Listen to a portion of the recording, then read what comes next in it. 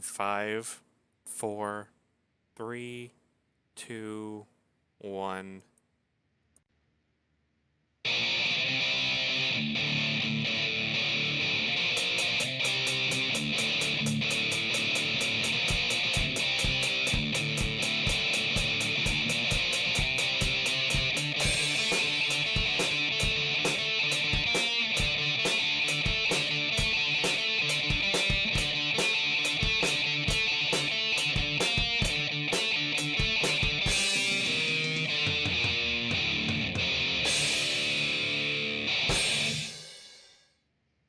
All right. Welcome to the final Fragments of Silicon review of the week. Take two. Yeah, we had production errors that necessitated a retake. All right. So, given that everything seems to be running fine this time around, the game is Stardrift Nomads by Risen Games. It is a tower defense twin stick shooter multiplayer mashup. You know, it's a game that's straddling a lot of genres and is not exactly compelling in any one of them. Like, we had a multiplayer session with this game a few days ago, and the first words that came to mind was soul-crushing difficulty. Mm-hmm. Yeah. Yeah, it's like Difficulty, but not the fun kind. no, we couldn't even get we played like the very first mission outside of the tutorial, and like what 3 times? Something like that, 3 or 4. Yeah. And we got ganked all times. Yeah, this is it's possible that this is like it's up to 8 players, you said, so it's possible that it just doesn't scale down difficulty well for fewer players, because as a multiplayer tower defense twin stick shooter dealy, it's definitely better to have at least one person of each of the 3 ship classes. And none of us wanted to play mechanic because mechanic sucks. Yeah, I tried that once, not again. I feel like the mechanic would be important later on because they apparently can build really good turrets, but we still needed at least 4 people who can actually shoot things. Yeah. So here's the thing: this game has also got RPG elements. It really looks like you're expected to grind and get experience, because you get experience even if you lose, and upgrade various portions of your ship. Also worth noting, learn new skills and new options for equipment for your. Yeah. Though it's also worth noting that you have to upgrade each ship individually. So if you're spending time with the ace, you're not spending time with the mechanic. Yeah, they require the different play styles are intended to be leveled up differently. And like I said earlier, there's a mechanic that's basically specializes in building walls and turrets around the home satellite. The ace is allegedly the combat one. It's the one with the actual major gun that's best against pirates who are trying to blow up your base and stuff and steal your stuff. And then there is the scavenger, which is supposed to be the one that is optimized for speed and hauling of cargo and of using drills. The basic one is a laser drill on asteroids that potentially threaten your base and also can contain scrap. But honestly, I think we found that the scavenger is not really significantly worse against pirates than the ace is most of the time. Yeah. I think its specials are a little worse. Except for the laser, because the laser is badass. Except for the mega laser, but you have to have like more than 5 slots of special power for that. I forget. I never figured out exactly how much it was, but it takes way more to use than the other ones. But yeah, mainly it seems like the ace can't do crap to the meteors and the scavenger can, but they pretty much work almost equally well against the pirates. Mostly because the drilling laser is a constant damage rather than the Ace's kind of pew-pew guns. And you also can get different weapons as you level up. Like right now, I'm with the scavenger, but I have the drill cannon, which puts a damage over time on whatever it hits. And as far as your turrets go, you've got a wall, and you've got 3 different types of attack turrets, and they're all pretty expensive. And they all don't last very long, honestly. No, you can upgrade them and repair them, but that kind of gets into one of the major problems with this game. Everything is too expensive, like in terms of actually getting worthwhile turrets and stuff. Yeah, at the we weren't very good, but at the level that we were at least, the tower defense mechanism, like the actual towers, seemed practically worthless, and it was just better to fly around and shoot things. Yeah, and also you can upgrade your ship in various ways. Increased speed, a wider cargo, more powerful cannons, and better armor. And those all increasingly cost money. Repairing your ship costs money. Repairing turrets and bases costs money. Everything costs money. This is where the tower defense mechanic really comes into play. Yeah, and in order to get money, you have to blow things up and pick up the scrap that they sometimes drop. And make it back to the ship with it. But yeah, and you have a limited amount of scrap you can carry with each ship, and that's one of the things you can upgrade, is you can get bigger cargo holds. But then you have to bring that back to the ship to transform the scrap into money.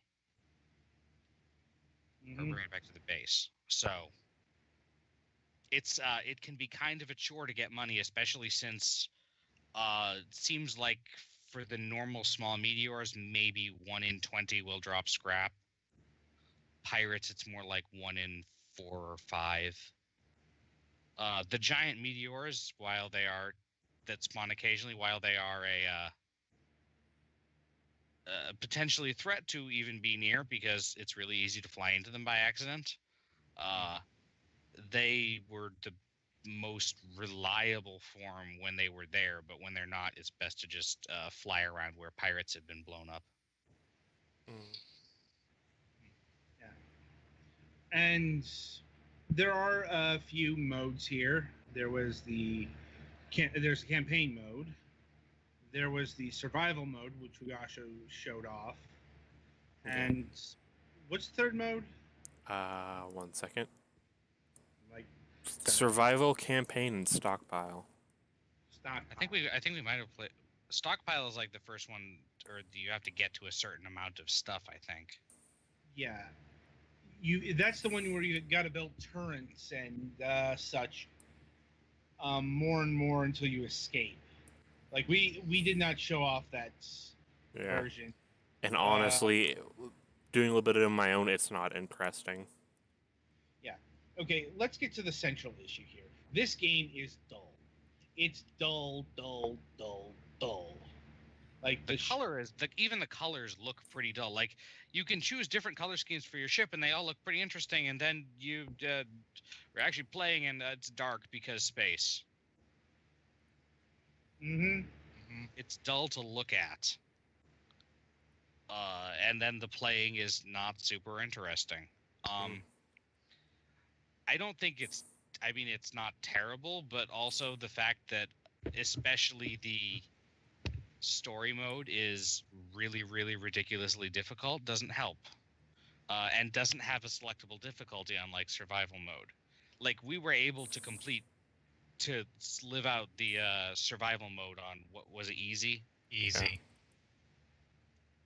And even then, it was still not really all that easy. Yeah, we just barely scraped out of the skin of our teeth at the end. Which again might be because we only had about half as many people as it can hold, but still, it should scale for that. At least a little. Like, if you need to have 8 people for just be able to adequately perform, that's a problem.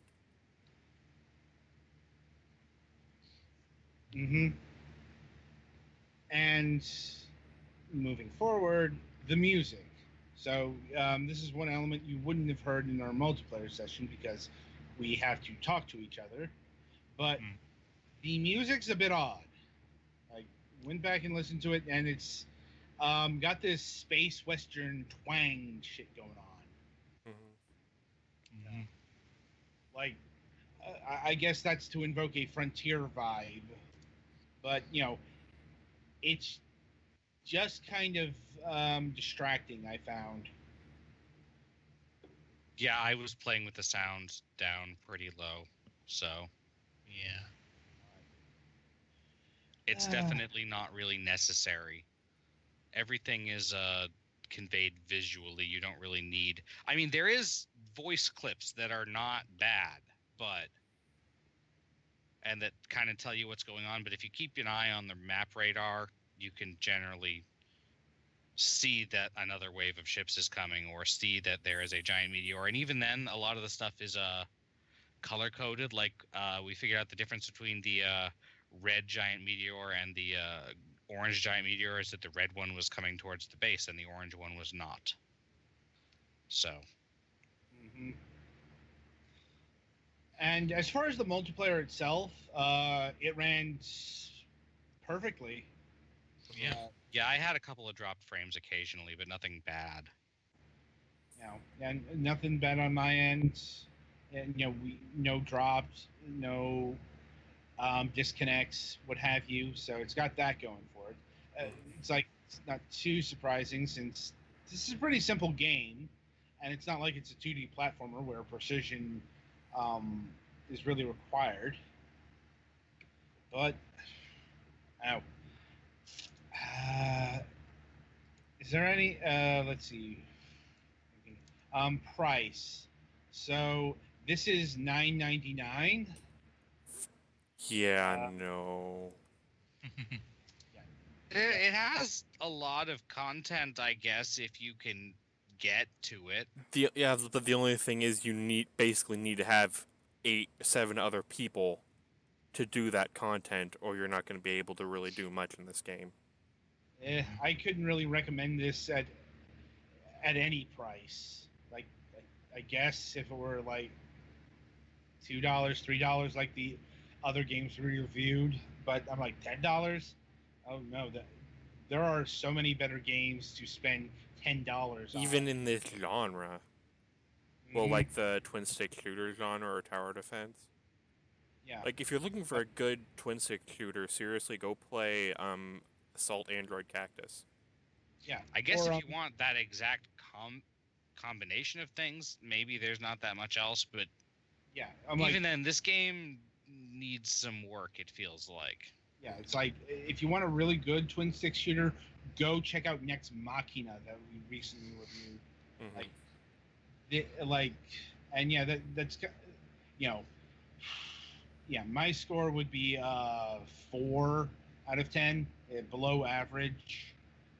Like it's clearly not it's not anything ambitious or anything outside of its genre mashup, but it doesn't really do those well. Like uh, the difficulty and the it's just multi-dimensionally out of balance. It's not just the amount of waves of enemies; it's the cost of everything isn't scaled appropriately. Mm-hmm. Yeah. Like I just lost here because I couldn't afford to rebuild my ship. Now, it and its difficulty isn't compelling; it's tedious. Mm-hmm. Yeah.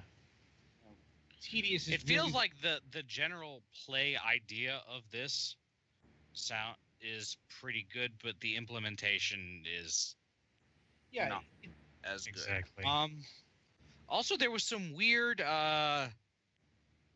difficult. It allegedly has full controller support, but there was some stuff that I could not do with the controller. Like there were a few menus that you had to actually click on to select. Yeah, I'm like they said full controller support. In order to specifically, a couple of times I actually died because I was trying to build a turret or a wall, and you have to click to set where that was, like where in what direction it was facing, and while you're in setting mode, you can't shoot. So I thought I had set it to build and then flew away, and then I found that I could not shoot anything and died because something shot me. Yep. So, final thoughts on Stardrift Nomads? It's too hard to be fun. Yeah, it needs work. Yeah.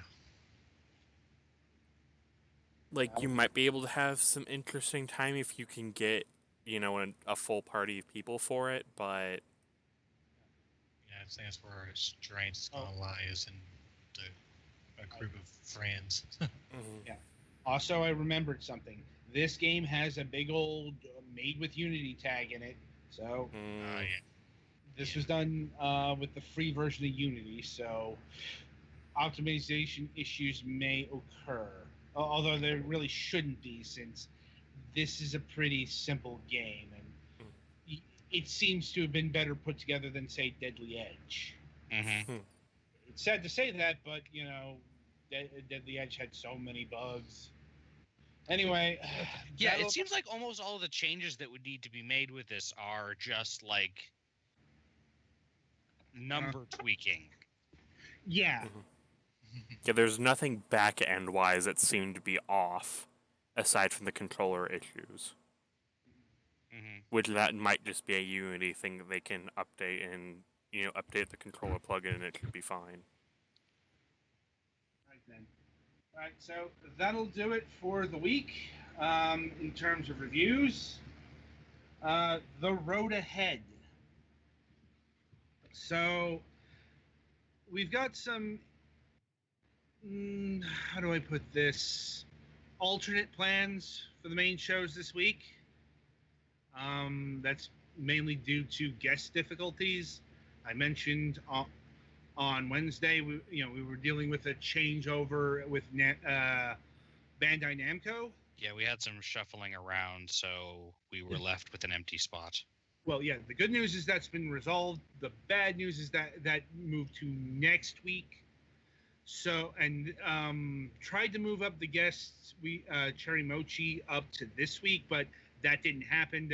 There's a lot of back and forth with that particular guest because they are in Japan and time zones are a problem. So that's been pushed off to November. So we can more easily, hopefully, deal with that. It's a tentative situation. These are the kinds of things that the people don't see often. But yeah, so with that in mind, we got a double topic week for the main show. We do have a Tuesday interview, though. It's been a few weeks since we had one of those. And yeah, I am pleased to announce that we will be having Gregor Ebert of Head Up Games on the program. Yay. Yeah, like Head Up Games has been sort of one of our biggest supporters in the sense that they keep sending us games and we keep reviewing them. In fact, I showed Gregor our Looter Kings and Toby the Secret Mine reviews last week. I don't know what he thought of them because, well, keep in mind our reviews tend to be long. And well, he didn't cut off the interview, so he either didn't watch them or he's okay with them. Yeah. Well, he's excited and nervous about this interview because Head Up Games is a German company. This is his first English interview. Oh boy. Yes, I think you can connect the dots from there. Yeah. And on our Wednesday show, it's a double topic week. So, and we've tentatively selected the topics, but they may change depending on circumstances. Right now, it's looking like NBA 2K18 and MechWarrior, the MechWarrior franchise / BattleTech. But like I said, there could be a news event that happens in the next couple of days that switches one of those out. We'll see. And as far as MSP goes, we got something different there as well. Yeah, unless I can find a guest by Monday evening, then we're going to be switching to Plan B. Yeah, and Plan B is actually going to be the pilot episode of the last news desk on the left. We've been trying to get this off the ground for a while, and